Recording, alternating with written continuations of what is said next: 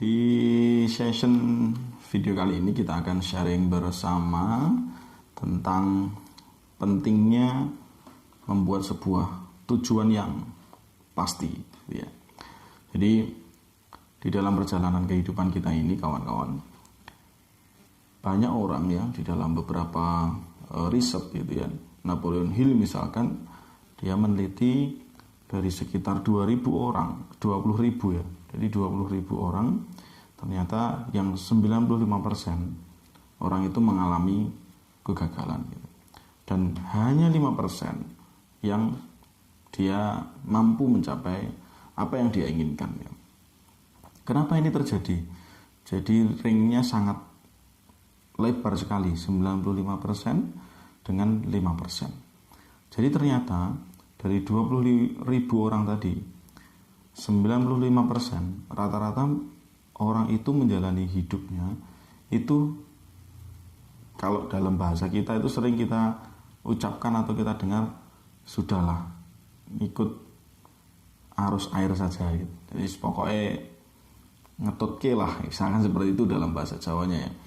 Jadi ketika seseorang yang 95% tadi, dia tidak menentukan sebuah tujuan yang pasti di dalam hidupnya, maka yang terjadi adalah ya biasa-biasa saja.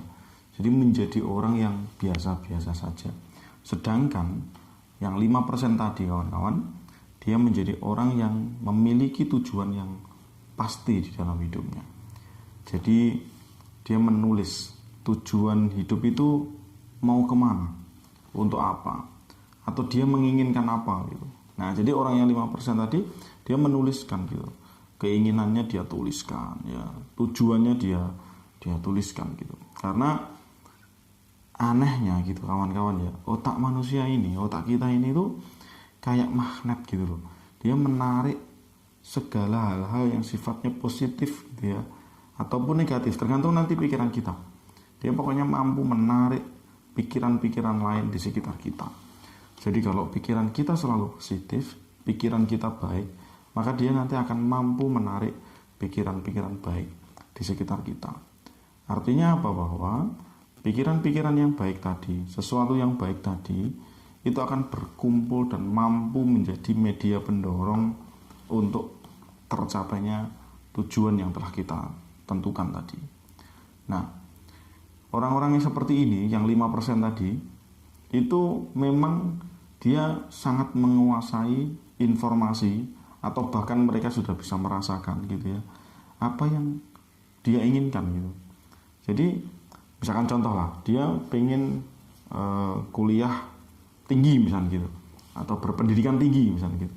Nah, dia udah bisa merasakan tuh, oh kalau nanti saya bisa kuliah S1, S2, S3 misalkan gitu ya, dia udah bisa merasakan tuh. Nah, maka nanti akan ada proses sedemikian rupa gitu ya, untuk tercapainya apa yang dia inginkan. Menginginkan impian-impian yang lain, misalkan kepemilikan materi, misalkan rumah, mobil, dan sebagainya lah ya. Atau mungkin keinginan-keinginan beribadah ya. Kalau kita misalkan ke tanah suci misalkan gitu. Jadi pikiran kita itu harus menguasai secara detail objek yang kita inginkan gitu. Karena nanti dari situ ya, pikiran kita ini akan ya tadi, sesuatu yang unik gitu. Pikiran manusia itu akan mampu menarik hal-hal yang sifatnya positif ya, karena pikiran kita tadi positif, kita menginginkan sesuatu yang baik, itu nanti akan mampu menjadi media pendorong ya, untuk segeranya tercapai apa yang kita inginkan gitu ya. Jadi para pengusaha gitu ya, misalkan loh ya, kalau kita baca beberapa buku, saya sarankan kawan-kawan kalian baca buku ya, banyak buku, misalkan Napoleon Hill ya. Jadi silakan baca buku karangan-karangan Napoleon Hill. Di sana banyak sekali dituliskan hal-hal yang positif yang mampu menjadi media pendorong kita gitu.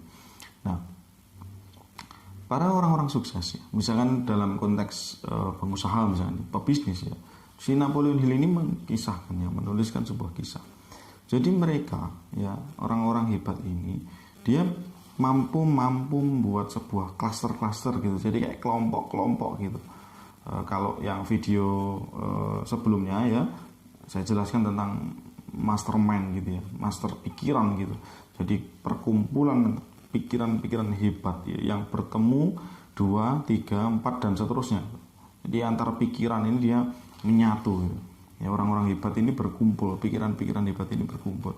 Nah, orang-orang sukses, orang-orang yang besar ini dia ya modelnya itu mengamankan apa yang telah tercapai misalkan gitu ya. Misalkan contoh dia sudah memiliki pelanggan 10 misalkan gitu. Nah, maka dia akan mengerahkan seluruh kemampuannya bagaimana dia bisa mengamankan 10 pelanggannya ini. Dan sistem yang telah dia gunakan dia duplicate. Ya, dia duplikasi ya, dia copy untuk wilayah-wilayah yang lain gitu. Nah, sehingga mereka bisa berkembang sangat pesat gitu ya. Nah, kejelasan tadi kawan-kawan, kejelasan seseorang di dalam membuat sebuah tujuan ya, menuliskannya gitu kan, merasakannya ya kan, merenunginya gitu kan, dan benar-benar sudah masuk di dalam alam bawah sadar, ini nanti akan mampu mendorong ya seseorang ini tadi ya, untuk mencapai apa yang dia inginkan. Jadi materi ini kawan-kawan ya, itu bisa kita ambil sebuah pelajaran bagaimana supaya kita ini nanti ya, ini mumpung nih kita semuanya kan masih muda-muda nih. Jadi impian itu harus jelas gitu loh ya, tujuan itu harus jelas gitu. Misalkan saja kalian yang hari ini kuliah S1 misalnya, jadi harus jelas gitu. Ini lulus kuliah ini tahun berapa sih gitu, mau berapa semester gitu, saya tuh mau lulus kuliah gitu. Begitu pula nanti soal target untuk pernikahan dan lain sebagainya lah ya. Tetapi tentu sebagai orang yang memiliki keyakinan, orang yang beriman gitu ya, kita memiliki Tuhan, maka serahkan semuanya, pasti tingkat kepasrahan atau ketawakalan itu ya sama Gusti Allah gitu ya. Tetapi ingat bahwa secara saintis, secara sains atau sunatullahnya lah bahasanya gitu ya. Nah, itu kita harus menuliskannya, merencanakan, membuat sebuah blueprint, membuat sebuah plan gitu ya, roadmap yang jelas, peta yang jelas, tahapan-tahapan yang jelas, langkah-langkah yang jelas untuk mencapai apa yang kita inginkan itu tadi. Sehingga kita ya jadi orang itu ya jangan biasa-biasa saja gitu, nanggung gitu. Kita ini kan sama-sama sudah diberi hidup oleh Tuhan. Jadi jangan menjadi orang yang biasa-biasa saja gitu, eman-eman gitu ya. Jadi ya dalam pengertian kalau ada kata ya hidup itu mengalir saja, itu memang benar gitu. Tetapi ingat, mengalirnya ini adalah mengalir kepasrahan gitu. Bukan mengalir tanpa sebuah tujuan yang jelas gitu loh. Masa ya hidup cuma hidup saja gitu, kan enggak begitu ya.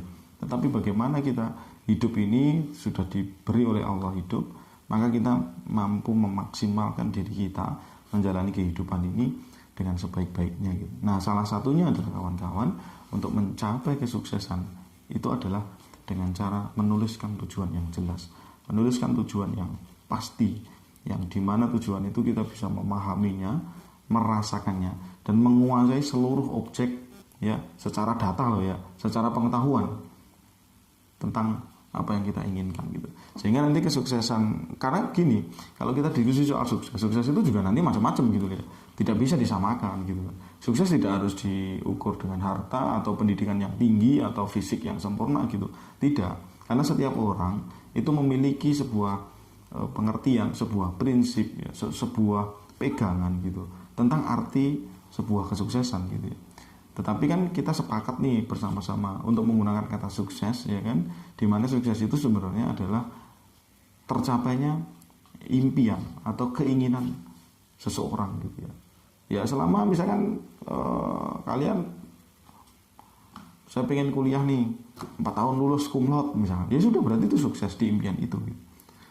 Saya pengen nih memiliki penghasilan sekian juta misalnya per bulan gitu, di tahun ini misalnya, dan di tahun ini itu tercapai misalnya, ya sudah, itu berarti sukses gitu. Tetapi kebutuhan seseorang tadi itu bisa berbeda-beda gitu.